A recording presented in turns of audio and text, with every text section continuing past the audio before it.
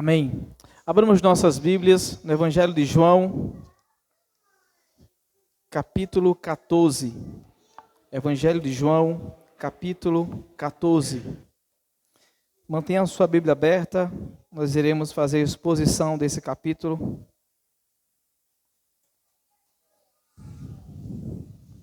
Todos acharam? Evangelho de João, capítulo 14. Para iniciar, vamos ler do verso 1 até o verso de número 4. Diz assim o texto sagrado: Não se perturbe o coração de vocês. Creiam em Deus, creiam também em mim. Na casa de meu pai há muitos aposentos. Se não fosse assim, eu teria dito a vocês: vou preparar lugar para vocês. E quando eu for e preparar lugar, voltarei e os levarei para mim, para que vocês estejam onde eu estiver. Vocês conhecem o caminho para onde eu vou. Oremos ao Senhor mais uma vez. Pai bendito, estamos diante da Tua palavra, que será exposta. Pedimos o auxílio do Teu Espírito Santo, para que nós possamos ouvir a Tua voz. Cale, Senhor, as vozes de acusação nos nossos ouvidos e acalme o nosso coração perturbado e agitado. Fale conosco nessa noite. Nós queremos te ouvir. É a nossa oração, em nome de Cristo Jesus. Amém. O propósito do Evangelho de João é conduzir todos os seus leitores a uma única verdade. A verdade de que Jesus Cristo é o Filho de Deus. Diferente do evangelista Mateus e de Lucas, que começam falando sobre o nascimento de Jesus, João vai começando falando de Jesus como aquele que criou todas as coisas.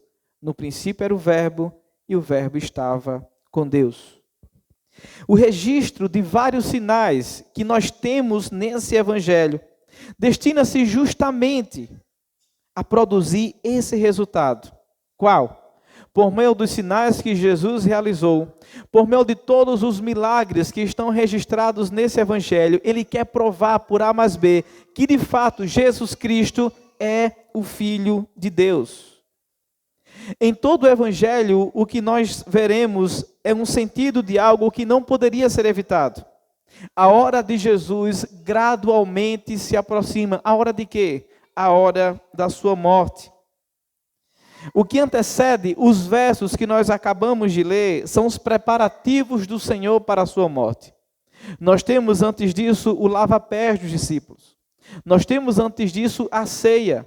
E também o aviso de que Pedro negaria Jesus. Então todo o diálogo e todo o evangelho está apontando para isso. Indicando para os seguidores de Jesus que ele seria morto.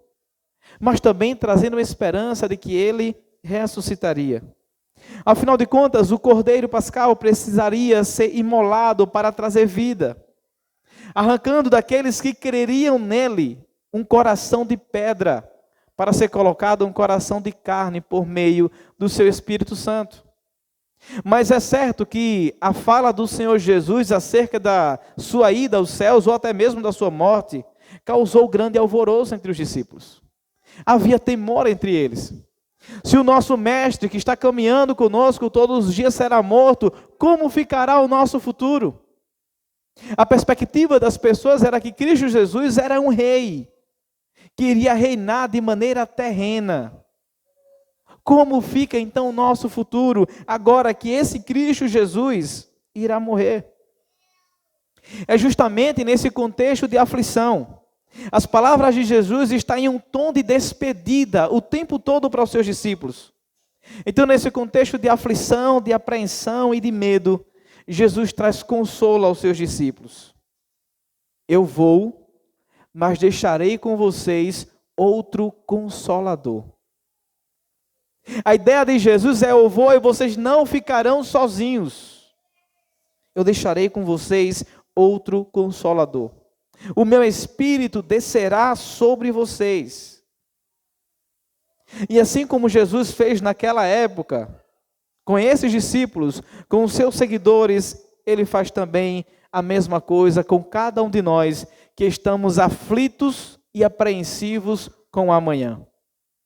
Nós veremos no texto de hoje que Jesus encoraja o seu povo. Jesus encoraja o seu povo. A pergunta que poderíamos fazer é como que ele fará isso através do texto? Nos mostrando em primeiro lugar que ele é o caminho, a verdade e a vida. Jesus encoraja o seu povo, mostrando que ele é o caminho, a verdade e a vida. Como dito antes, Jesus está preparando os seus discípulos com um discurso de despedida, que se inicia, depois você pode verificar no capítulo 13, até o capítulo 16, verso 33. Depois de falar que iria morrer e que iria partir de forma iminente, Jesus viu a aflição no rosto dos seus discípulos. É por isso então que ele os exorta, falando o que fala do verso 1 até o verso 4. Leia comigo novamente. Não se perturbe o coração de vocês. Creiam em Deus, creiam também em mim. Na casa de meu pai há muitos aposentos. Se não fosse assim, eu lhes teria dito: vou preparar-vos lugar. E se eu for lhes preparar lugar, voltarei e os levarei para mim, para que vocês estejam onde eu estiver. Vocês conhecem o caminho para onde eu vou.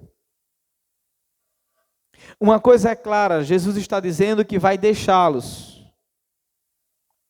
Mas por outro lado, Jesus está dizendo que o coração deles não devem ficar angustiados por isso. Eu irei deixá-los, mas não fiquem angustiados. No sentido literal do que Jesus está dizendo no texto, ele diz o seguinte: não deixe que o seu coração se sacuda tanto. A ideia dele com isso, de sacudir, de estar agitado, é a mesma ideia das ondas dos mares. Jesus está dizendo: não deixe que o seu coração esteja como as ondas do mar, agitada demais. Não deixe que os corações de vocês fiquem agitados, a ponto de ir para lá e para cá. É a ideia de alguém que está ansioso, perturbado e muito preocupado com o amanhã. É a ideia daquela pessoa que fica andando na sala de um lado para o outro, sem saber como fará isso ou aquilo. Jesus está dizendo: acalme o coração de vocês. Não perturbe o coração de vocês. Em outras palavras, ele está dizendo: depositem sua confiança em Deus e depositem sua confiança em mim. Por quê? Porque Jesus está dizendo que os seus discípulos não precisariam ficar perturbados quanto ao amanhã, quanto ao futuro e quanto o que aconteceria com ele. Ele diz para a gente no texto: na casa de meu pai há muitos aposentos. Jesus está dizendo: não fiquem preocupados, não perturbem o coração de vocês. Está apontando para os discípulos uma meta. Qual é a meta? Aposentos na casa do Pai. É isso que ele está fazendo. Nessa ideia, Jesus é o filho mais velho, chamando seus co-irmãos à tranquilidade. Por quê? Na casa do seu pai há muitos cômodos. D.A. Carson diz que essa é uma maneira vívida de dizer que há ampla provisão para os discípulos no céu, onde o Pai está e onde Cristo estaria quando fosse assim assunto. As ações que os garantem isso estão contidas nas palavras do Mestre: vou preparar-vos lugar. E depois de preparar lugar, eles recebem então a mensagem acalentadora, consoladora. Qual é a mensagem? De que Jesus Cristo, esse mesmo Jesus que morreria, seria assunto ao céu, voltaria e levaria os seus discípulos para estarem com ele. É o que ele diz no texto: para onde eu estiver, para que onde eu estiver, vocês estejam também. Depois de Jesus colocar os olhos do discípulo na meta, e a meta que Jesus está colocando é o que, irmãos? A felicidade celestial. Isso precisa ficar muito claro no texto. Não perturbe o coração de vocês, porque na casa do meu pai há muitos cômodos, há muitos aposentos. Essa é a meta. Acalmem seus corações olhando para a felicidade celestial. É isso que Jesus está dizendo. Depois de colocar os olhos do discípulo na meta, para acalmarem seus corações, Jesus agora vai fazer com que eles olhem o caminho para alcançar a meta. Qual é o caminho para alcançar a meta? Vocês conhecem o caminho para onde vou. É como se ele dissesse: vocês já têm visto o caminho para o Pai. É onde entra então Tomé, o grande questionador, e vai questionar Jesus sobre sua fala. Jesus acaba de dizer para os discípulos: vocês já têm visto o caminho para o Pai. Vocês já têm visto o meio para conseguir a meta. No verso 5 e 6, Tomé diz o seguinte: disse-lhe Tomé: Senhor, não sabemos para onde vais. Como então podemos saber o caminho? Jesus respondeu: eu sou o caminho, a verdade e a vida. Ninguém vem ao Pai a não ser por mim. A objeção de Tomé, a fala de Jesus, demonstra justamente sua falta de entendimento quanto à felicidade celestial. Não somente a falta de entendimento quanto à felicidade celestial, mas também a falta de entendimento quanto ao caminho para alcançar essa meta de felicidade celestial. Ele desconhecia o Pai para onde Jesus ia, assim como o Filho, que é o único caminho para o Pai. Apesar disso, Jesus afirmou que eles sabiam o caminho. E Jesus deixa claro: eu sou o caminho, a verdade e a vida. A ideia de Jesus, ele está dizendo o seguinte: isso significa que a meta é o Pai, felicidade celestial, creia em Deus. É isso que ele está querendo dizer para os discípulos. E o caminho é Jesus. Creiam em mim, o meio para a meta da felicidade celestial. Depois de responder a Tomé sobre o caminho para alcançar o Pai, Jesus afirma ainda que a ignorância da parte dos discípulos, no verso 7.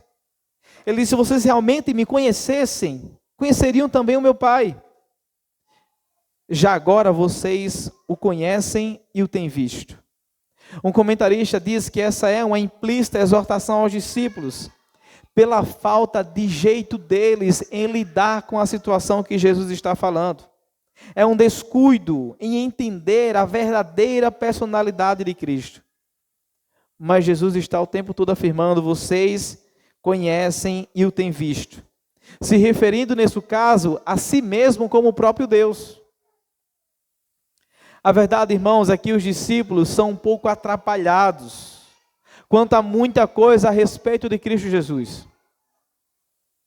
E eu acho que não é só os discípulos que são tão atrapalhados quanto a essa verdade profunda acerca de Deus e de Cristo Jesus.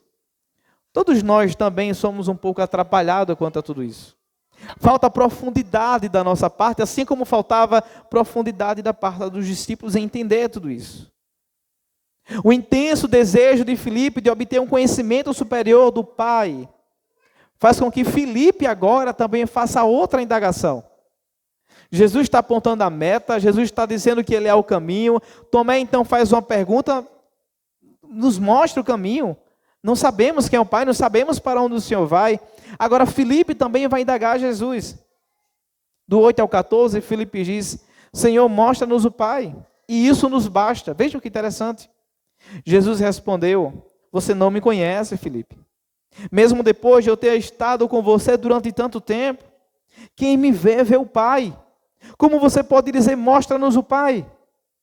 Você não crê que eu estou no Pai e que o Pai está em mim? As palavras que eu lhes digo não são apenas minhas, pelo contrário, o Pai que vive em mim está realizando a sua obra. Creia em mim quando eu digo que estou no Pai e que o Pai está em mim. Ou pelo menos creiam por causa das mesmas obras. Digo-lhes a verdade: aquele que crê em mim fará também as obras que tenho realizado. Fará coisas ainda maiores do que estas, porque eu estou indo para o Pai. E eu farei que vocês pedirem em meu nome, para que o Pai seja glorificado no Filho. O que vocês pedirem no meu nome, eu o farei. O que Filipe está pedindo, em outras palavras, quando ele: Senhor, mostra-nos o Pai, e isso nos basta. Ele quer ver Deus de maneira espetacular e sobrenatural. Ele quer ver Deus por meio de trovões, de raios. Ele quer ver Deus por meios naturais e não pelos olhos da fé. Essa é a ideia de Filipe. Ele disse: mostre-nos o Pai, e isso nos basta. Ele esquece que Jesus era a imagem de Deus, o Deus encarnado andando na terra, como pregamos domingo passado. E o que é interessante nisso tudo é quando ele pede, mostre-nos o Pai, nós queremos vê-lo. Jesus responde para ele uma pergunta um tanto triste para quem assim a ouve. Você não me conhece? Tem andado comigo há tanto tempo. Que resposta triste para quem ouve. Imagine então, para um de nós ouvir isso do próprio Cristo.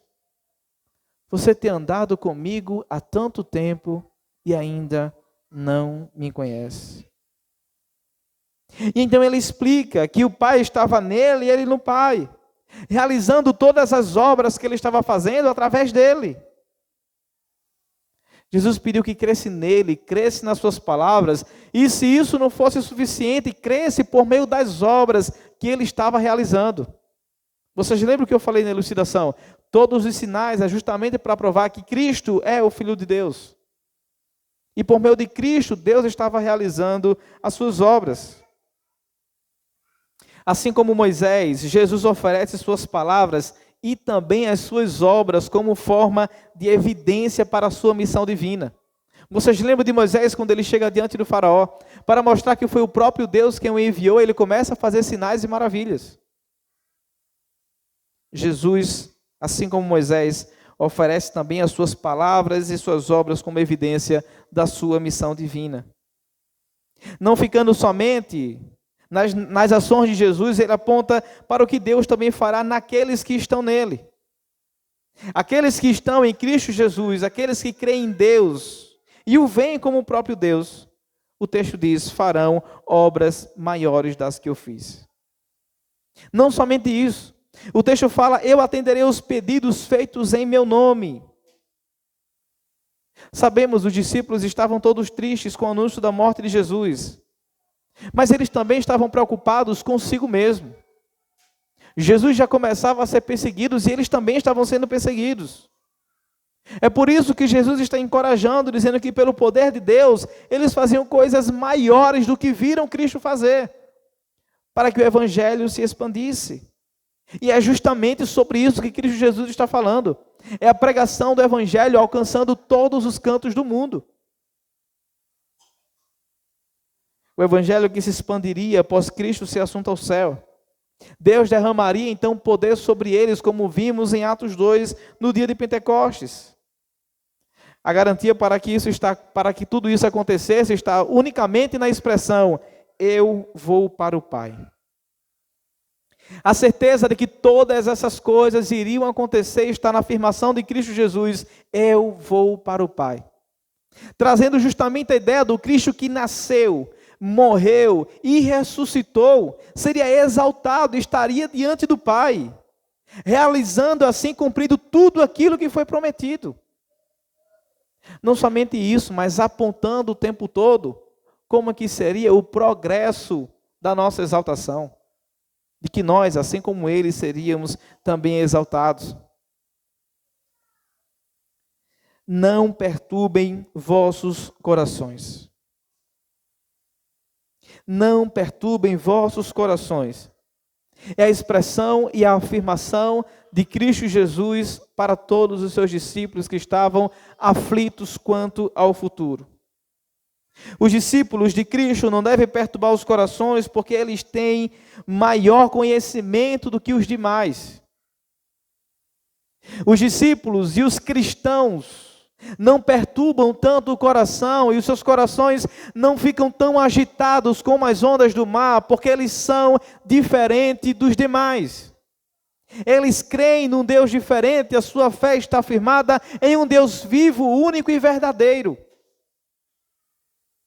Essa expressão faz sentido para todo crente que crê em Deus. Mas essa expressão não faz sentido para aquele que não crê em Deus. Puxe o ímpio para uma conversa e diga a ele, não perturbe o seu coração. Ele vai dizer o seguinte, eu só acalmarei meu coração quando eu pagar os meus boletos.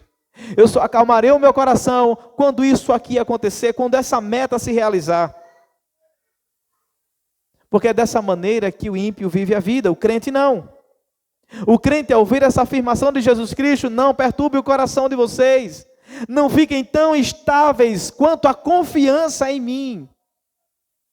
Creiam em Deus. Há uma meta. Felicidade celestial. Creiam também em mim. Eu sou o caminho, a verdade e a vida para que essa meta seja atingida. Irmãos, no final das contas, todo o nosso coração está do jeito que está. Estamos tão aflitos como estamos, tão preocupados com o aumento do dólar, ou se Lula continuará mais 2 anos ou não no poder. Porque o nosso coração tem posto a fé nos homens e não em Deus. Porque o nosso coração tem posto a fé no governo e não no rei que rege toda a história. Porque o nosso coração tem colocado fé na política e não no Senhor. O nosso coração tem colocado a fé no mercado e não no Senhor. No final das contas, tudo isso é falta de fé, irmãos. Tudo isso é falta de crer em Deus verdadeiramente. É falta de profundidade, de conhecimento de quem é o nosso Deus, do que Ele fez, do que Ele está fazendo, do que Ele ainda fará. Há um tempo atrás, acho que há alguns meses, eu sempre gosto de comer goiaba um pouco verde. E vez ou outra sobra aqueles carocinhos, aquela semente, e lá na área de casa do apartamento tem um Lzinho de grama.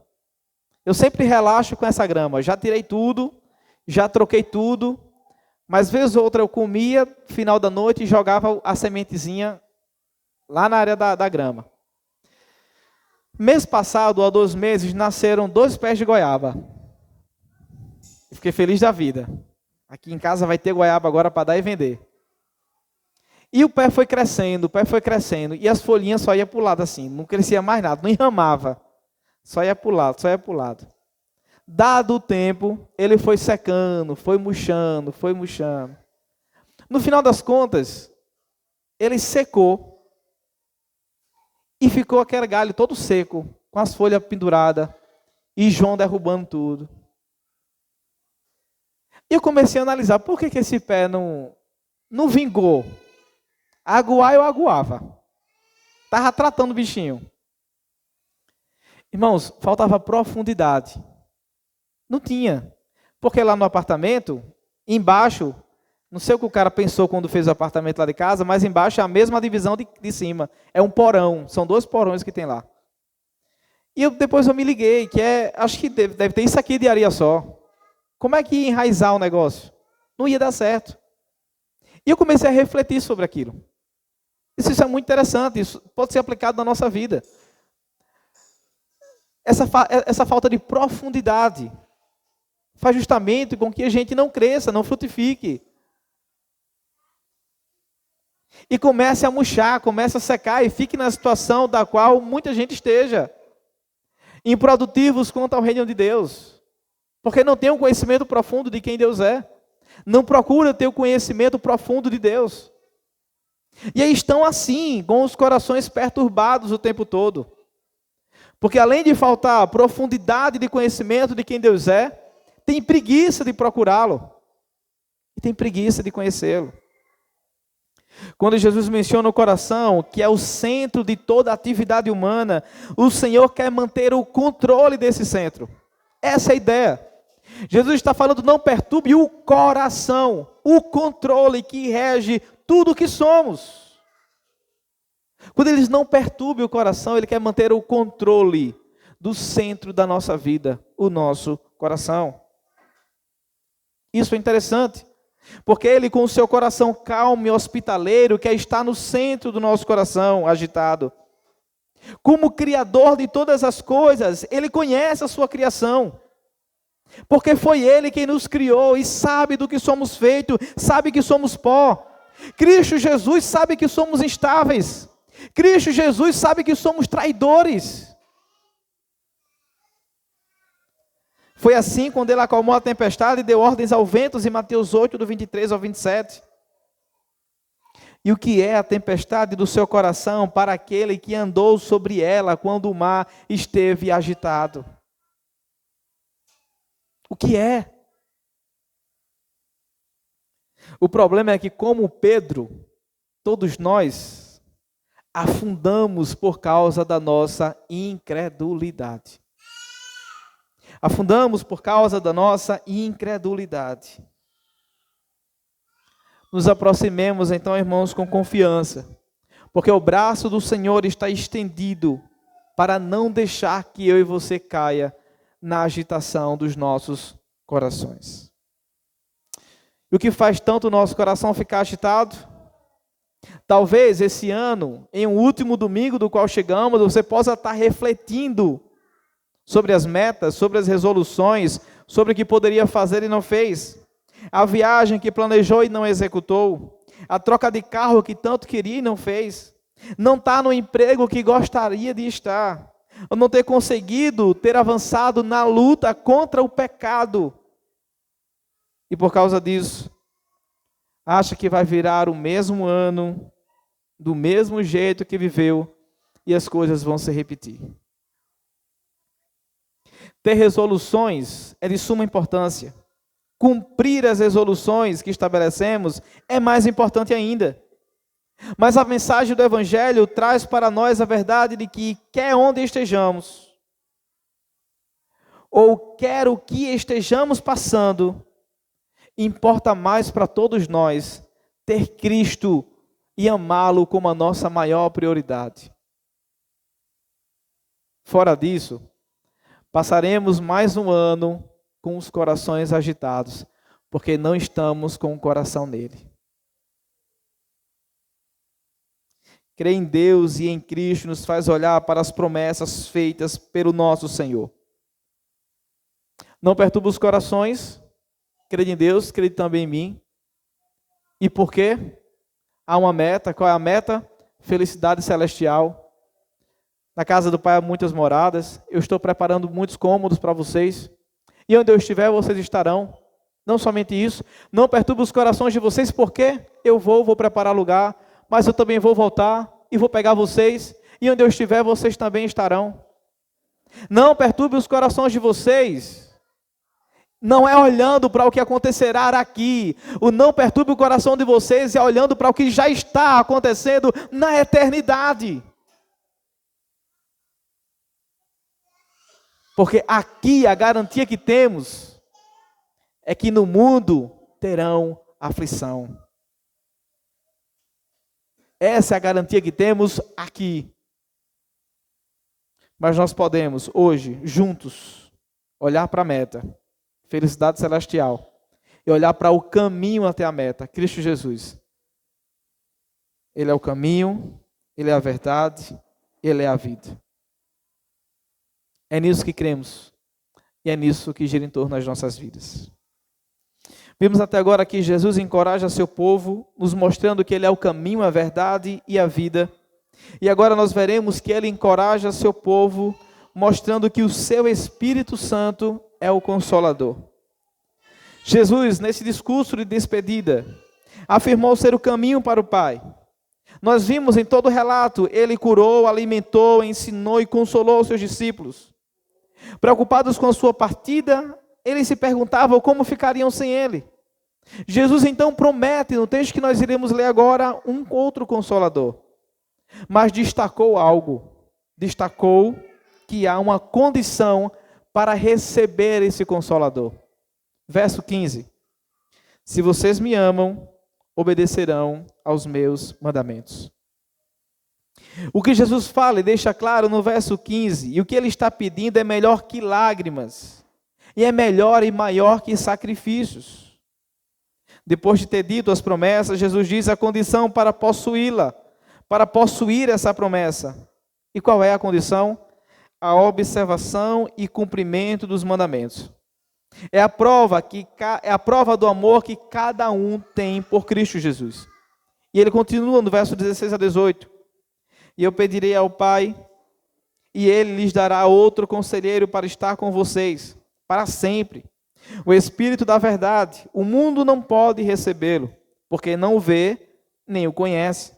Mas vocês o conhecem, pois Ele vive com vocês e estará com vocês. Não os deixarei órfãos, voltarei para vocês. Após estabelecer a condição necessária, Jesus faz uma grande promessa no Novo Testamento, a vinda de um outro Consolador. E é interessante o que significa a vinda desse outro Consolador. No texto, a vinda do outro Consolador quer dizer aquele que é chamado para estar ao lado. Quando Jesus diz que vai enviar um outro Consolador, é aquele que é chamado para andar ao lado. Andar lado a lado. Esse Consolador, o texto também fala que ele é o Espírito da verdade. E esse Espírito da verdade é aquele que guiará os crentes em toda a verdade. Especialmente em todas as verdades relacionadas a Deus e as suas obras, a obra da redenção. Mas este Espírito, também fica claro no texto, só pode ser recebido pelos eleitos, pois o mundo, devido às trevas do seu coração, não o conhece. Lembra que eu falei, chama o ímpio e pergunte para ele, e diga para ele, não perturbe o seu coração, crê em Deus, crê também em Cristo. Ele vai dizer, eu só vou consolar meu coração quando eu acertar as coisas que eu preciso acertar. Mas chegue para um crente e diga, não perturbe o seu coração, o crente genuíno, que está enraizado em Cristo Jesus, ele vai se sentir consolado e encorajado com essa verdade. Porque o Espírito habita nele, ele ama o Espírito e eles andam lado a lado. Essa é a verdade do Consolador, aquele que é chamado para andar do lado. É este que Cristo Jesus está prometendo que vai deixar, aquele que é chamado para andar do lado. E os discípulos sabem muito bem o que é isso, afinal de contas, Jesus andou ao lado dos seus discípulos o tempo todo. Não somente isso, Jesus sentou na mesa de pecadores, sendo repudiado por toda a sociedade. Mas agora Jesus está dizendo, haverá um Consolador, talvez até melhor que eu, e maior que os consolará, de maneira melhor da que eu estou fazendo. Aquele que foi chamado para andar do lado, estará com vocês. O Espírito da verdade. Aquele que testificará no coração de vocês e afirmará a verdade de Deus. O Espírito da verdade. E é interessante que ele fala, não os deixarei órfãos. Voltarei para vocês. Aqui órfão é usado metaforicamente, referindo-se justamente à partida de Jesus e à perda sentida pelos discípulos. É por isso que Jesus está fazendo a promessa, vocês não ficarão sozinhos. Vocês não ficarão órfãos de mim. Eu voltarei. O Espírito da verdade, aquele que é chamado a andar de lado, estará com vocês. Vocês não ficarão órfãos. É a ideia que a gente vem pregando nessa série, o Deus Emanuel, o Deus conosco. Nós expomos no primeiro sermão, do verso 1 até o verso 17, um Deus que costura toda a história, estando guiando todo o povo, para que a sua obra fosse concluída em Cristo Jesus. Nós vimos do 18 ao 25, esse Jesus vindo, é o Deus encarnado, nascendo, a esperança nascendo para os perdidos. Agora Cristo Jesus está cumprindo tudo aquilo que deveria e foi prometido por Deus. Mas não ficaremos só. Ele promete, eu enviarei um Consolador, o Espírito da verdade. Verso 19, ele continua dizendo, verso 24 em diante.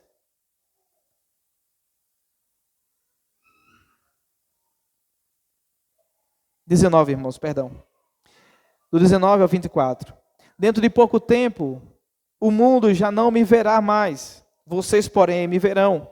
Porque eu vivo, vocês também viverão. Naquele dia compreenderão que eu estou em meu Pai, vocês em mim e eu em vocês. Quem tem os meus mandamentos e lhe obedece, esse é o que me ama. Aquele que me ama será amado por meu Pai, e eu também o amarei e me revelarei a ele. Disse então Judas, não Iscariote: Senhor, mas por que te revelarás a nós e não ao mundo? Respondeu Jesus: Se alguém me ama, guardará as minhas palavras. Meu Pai o amará, nós viremos a ele e faremos nele morada. Aquele que não me ama, não guarda as minhas palavras. Estas palavras que vocês estão ouvindo não são minhas, são de meu Pai que me enviou. Aqui, de maneira muito clara e poética, nós percebemos a dança da Trindade. A dança da Trindade. Se você perceber, ele começa a dizer, aquele que me ama será amado por meu Pai. Eu também o amarei e me revelarei a ele. Mas depois ele fala que aquele dia não me compreenderão, eu estou no Pai, vocês em mim e eu em vocês. É o Deus que tabernaculou em nós. Eu estarei no meu Pai, vocês em mim e eu em vocês. A dança da Trindade, junta, como uma grande valsa, apontando para a salvação e apontando para a obra da redenção em nós. Deus Pai, Deus Filho e Deus Espírito. A expressão naquele dia é chave, então, para entender o que Jesus estava falando. Geralmente é associada ao fim dos tempos, mas alguns teólogos falam que naqueles dias está apontando justamente para o dia de Pentecostes. É justamente o que D.A. Carson sugere. É o Espírito de Deus habitando entre nós. Jesus explicou que essa compreensão é reservada aos amados por Deus. Somente aqueles que são amados por Deus terão essa compreensão do que ele está falando. Respondendo a Judas, no Iscariote, ele afirma que a habitação do Pai no indivíduo resulta somente pela fé em Deus. E a obediência é justamente uma consequência do amor por Jesus e pelo Pai. A resposta de Jesus a esse Judas, não Iscariote, é dizendo que essa habitação do Pai no indivíduo resulta somente da fé. E a obediência é uma consequência do amor a Deus e a Cristo Jesus. Se vocês me amam, vocês obedecem. A ideia é quem ama, obedece. E quem obedece, ama. Essa é a ideia de Cristo Jesus. A ênfase, então, está na presença contínua do Pai, do Filho e do Espírito Santo nos crentes. E a obra do Espírito é justamente essa, de dar continuidade, testificando as verdades nos nossos corações, testificando as verdades no coração dos eleitos, e os fazendo sempre lembrar e aplicar às suas vidas todos os ensinamentos de Cristo Jesus. Quem ama, obedece. E quem obedece é porque ama. Essa é a matemática mais básica, mais basilar do cristianismo. Eis um raio-x da nossa situação. Quem ama, obedece. E quem obedece é porque ama. Verso 25 e 26, ele diz: tudo isso lhes tenho dito enquanto ainda estou com vocês. Mas o conselheiro, o Espírito que o Pai enviará em meu nome, lhes ensinará todas as coisas e lhes fará lembrar tudo o que eu lhes disse. Outro papel importante do Espírito Santo na vida do crente regenerado é lembrar a palavra de Deus aos nossos corações, e lhes lembrará tudo o que lhes disse. Uma coisa, então, que é marcada nesse discurso de despedida são as promessas contidas nele. Ele sobe ao Pai e fica conosco através do seu Espírito. Não somente isso, por causa do que ele fez na cruz, o Espírito traz benefícios a cada um dos que passará a habitar nele. Além de lembrar e ensinar, ele confortará os nossos corações com as palavras de Jesus. Verso 27, ele fala: deixo-lhes a paz, a minha paz lhes dou, não a dou como o mundo dá. E reafirma: não se perturbem os seus corações, nem tenham medo. O benefício mais profundo do coração de Cristo ao nosso é expresso no que o Espírito nos dá: paz. O benefício mais profundo do coração de Cristo ao nosso é expresso no que o Espírito Santo nos dá todos os dias: paz. Jesus cumpre o que o Antigo Testamento dizia acerca dele. Ele é o príncipe da paz, predito por Isaías, capítulo 9, verso 6. Ele é o que anunciaria a paz às nações, Zacarias 9:10. Ele é aquele que traria boas novas de paz e salvação, Isaías 52:7. A paz deixada por Jesus é o mesmo que deixaram herança aos seus seguidores. Vejam como isso é interessante. A paz deixada por Jesus, por meio do seu Espírito, é mesmo que deixar uma herança aos seus seguidores. Jesus então encerra o seu discurso com uma repreensão do verso 28 ao verso 31. ele diz o seguinte: vocês me ouviram dizer, vou, mas volto para vocês. Se vocês me amassem, ficariam contentes, porque eu vou para o Pai, pois o Pai é maior do que eu. Isso eu lhes disse agora, antes que aconteça, para que quando acontecer vocês creiam. Já não lhes falarei muito, pois o príncipe deste mundo está vindo. Ele não tem nenhum direito sobre mim. Todavia, para que o mundo saiba que eu amo o Pai e que faço o que o meu Pai lhe ordenou, levante-se, vamos-nos daqui. A ideia do texto é: se eles amassem Jesus, eles se alegrariam. Por que Jesus disse isso? Mais uma vez, eles se alegrariam com o que Jesus estava dizendo, porque ele disse: eu vou para o Pai. E essa é a chave de todo entendimento de promessa cumprida feita por Cristo Jesus. Eles não deveriam então ficar angustiados, porque a volta ao Pai significava justamente a conclusão da missão divina de Cristo Jesus nessa terra. Morrer, ressuscitar e ser assunto aos céus é o checkmate, é o carimbo de que a obra de Cristo foi concluída e de que tudo o que foi dito por Ele seria assim consumado em todos os crentes. Ao dizer que o Pai é maior que Ele, traz a ideia de que o Pai estava glorificado e o estado real de Cristo naquela situação e naquele momento era inferior, ele estava sendo humilhado. Já o príncipe do mundo, citado por ele nesse texto, é visto como um agente ativo na paixão iminente. É a ideia de que Jesus sabia das forças organizadas contra ele, mas sabia que o diabo não tinha nada em comum com ele. Ele não poderia, nesse caso, alterar os planos do Pai. E no plano do Pai estava certo de que Cristo voltaria. A ideia de Cristo é: se alegre novamente. Não perturbe o coração de vocês. O meu Espírito estará com vocês para sempre. O plano de Deus se cumpriu em Cristo, e como resultado disso, nós temos o seu Espírito nos consolando todos os dias. Verdade essa esquecida pela maioria de nós. A verdade é de que o Espírito de Deus habita em nós. Verdade esquecida. Por quê? Porque na maioria das vezes o Espírito de Cristo Jesus está frio no nosso coração. Esfriamos. Ou em certo momento e dado momento da nossa fé, estamos como mornos. Ou frios demais, ou mornos. Aqueles que são aquecidos pelas verdades do Espírito, entendem e suas vidas são guiadas pelo Espírito. Suas ações são guiadas pelo Espírito. Então, qual o papel do Espírito Santo na vida do crente? Há muitas respostas nas Escrituras. Ele regenera-nos, convence-nos do pecado, concede-nos dons, testifica em nosso coração de que nós somos filhos de Deus, conduz-nos, concede e nos faz crescer em vida, a ressurreição, capacita-nos a matar o pecado, intercede por nós quando não sabemos pelo que orar diante de Deus, guia-nos à verdade e transforma-nos à imagem de Cristo.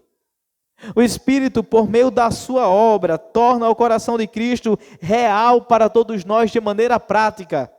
O Espírito Santo de Deus torna de maneira prática, de maneira mais materializada, o que é a grande compaixão de Cristo por todos nós, o que é a misericórdia de Deus estendida a todos nós, e o que era esse grande plano que Ele tem para nos salvar.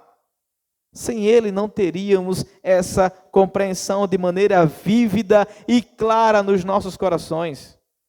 Viveríamos para sempre na escuridão das nossas ideias, como se Deus não nos amasse, como se Deus tivesse nos rejeitado e como se esse plano não fosse para nos alcançar.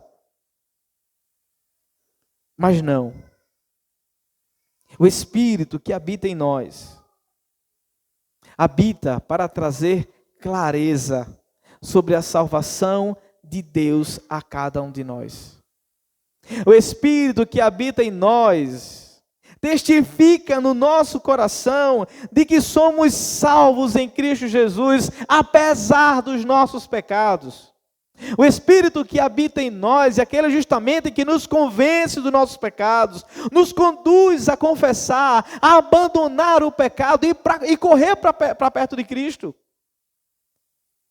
Só o Espírito que habita em nós faz isso. Mas aqueles que não têm, não possuem Espírito de Deus em seus corações ou em suas vidas, vivem pecando deliberadamente, vivem como se Cristo não fosse voltar, vivem como se Deus não existisse, são ateus na prática. É assim que se sucede. De maneira geral, o Espírito Santo pega o que lemos na Bíblia e acreditamos no papel sobre o coração de Jesus e move toda a teoria para a realidade, da doutrina para a experiência. O não se turbe o vosso coração faz sentido, porque o Espírito Santo traz esse consolo para nós hoje e agora. Qual a vantagem da vinda do Espírito Santo? A leitura natural é que ele consertará tudo aquilo que está errado, transformando o coração de pedra em um coração de carne, transformando a frieza em um coração aquecido, transformando uma apatia por Deus por um amor por Deus, a ponto de obedecê-lo.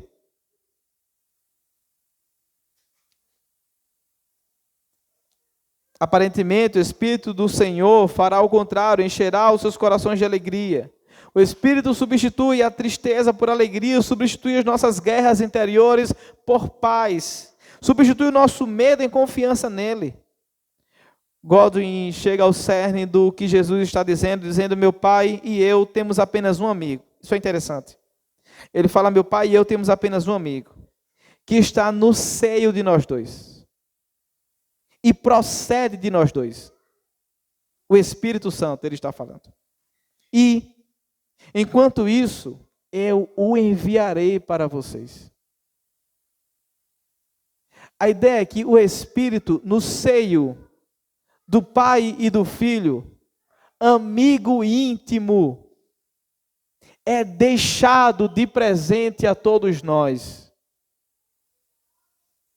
Amigo. Nós podemos chamar o Espírito Santo de Deus de amigo. Podemos confessar os nossos pecados. Podemos orar a Ele. Podemos nos apropriar de aquele que é chamado para andar do nosso lado. Não devemos nos comportar como órfãos. Devemos nos comportar como filhos amados de Deus.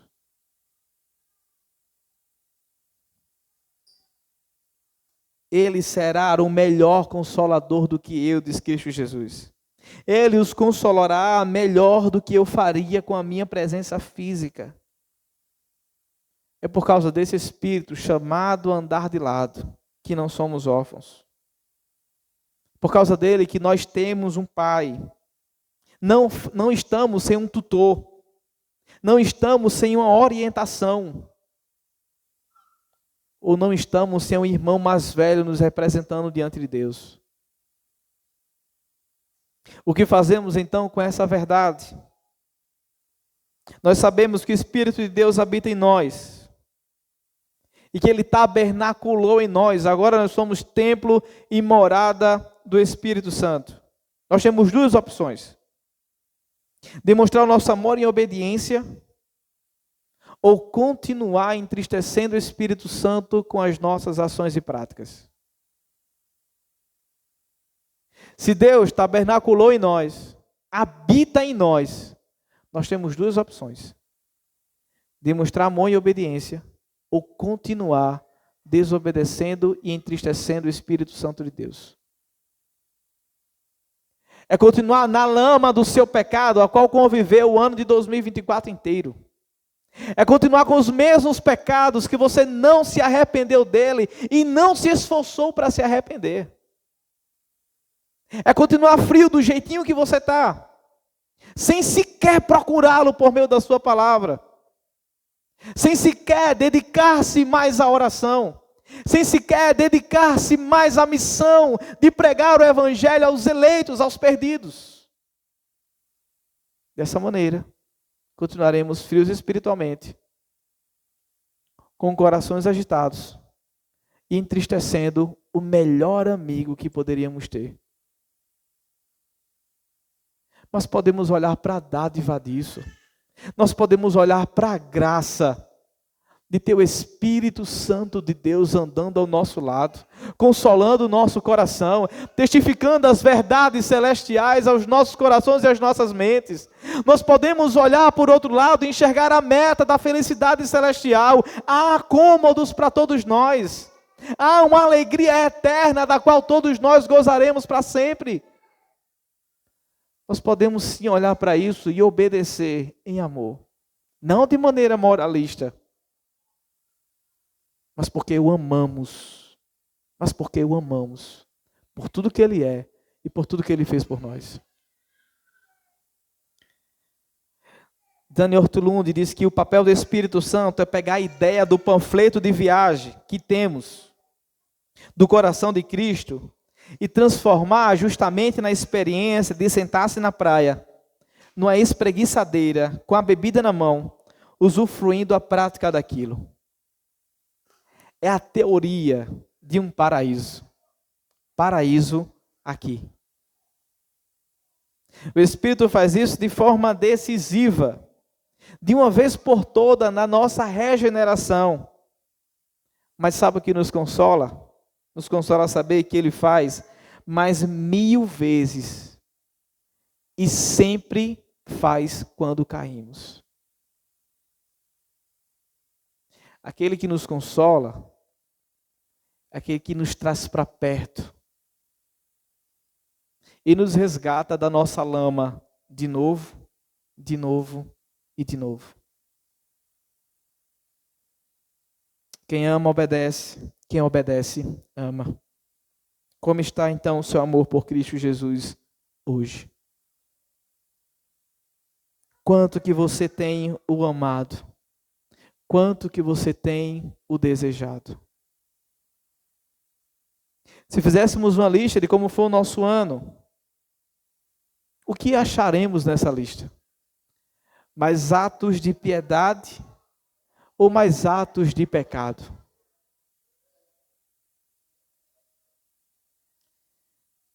Para concluir, nós precisamos avaliar a nossa fé hoje. Não só porque um novo ano está chegando, mas porque o Evangelho de Cristo está sendo pregado.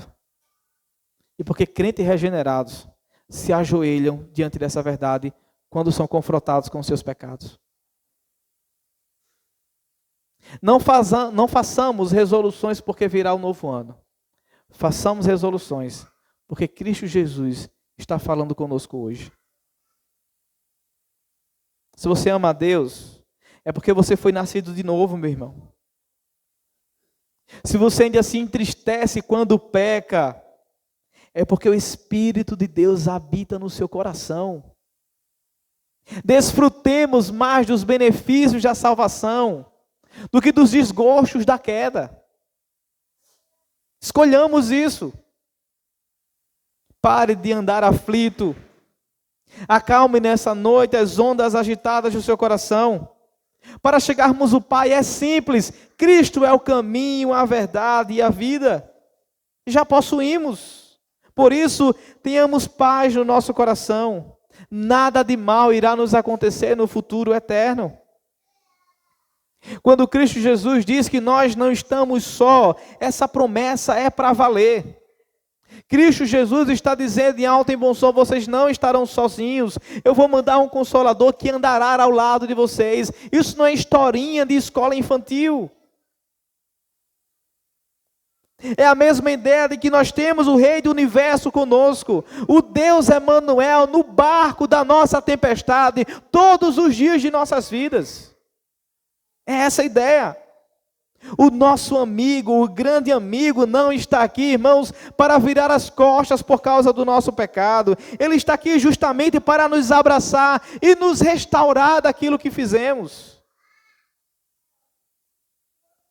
enquanto peregrinamos, com lágrimas nos olhos, com manchas nos pés e nas mãos, como soldados cansados que estamos, nos alegremos, cristãos. Por quê?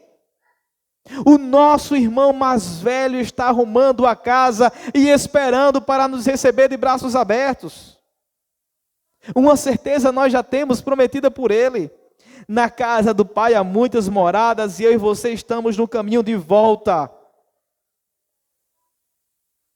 Muito em breve, como diz Isaías no capítulo 9, todos nós queimaremos as botas e os nossos trajes de guerra serão colocados no porão. Não vamos mais lutar, irmãos. E essa é uma verdade que se aproxima. Até lá, enquanto guerreamos contra o pecado, enquanto esbofeteamos a nossa carne, não agitem os corações de vocês. Creiam no Deus que prometeu e cumpriu todas as coisas que prometeu. Ele veio, pisou nessa terra, prometeu que ficaria conosco através do seu Espírito, e assim o fez. Se não fosse assim, vocês não estariam incomodados com essa verdade. Isso é a prova de que Ele habita em nós. Mas Ele também prometeu que iria preparar lugar e voltaria para nos buscar, e assim o fará. Ele é o Rei da Glória, e nós o amaremos, e o proclamaremos para todos sempre. Feche os olhos, curve sua cabeça, e orem ao Senhor em resposta ao que vocês acabaram de ouvir.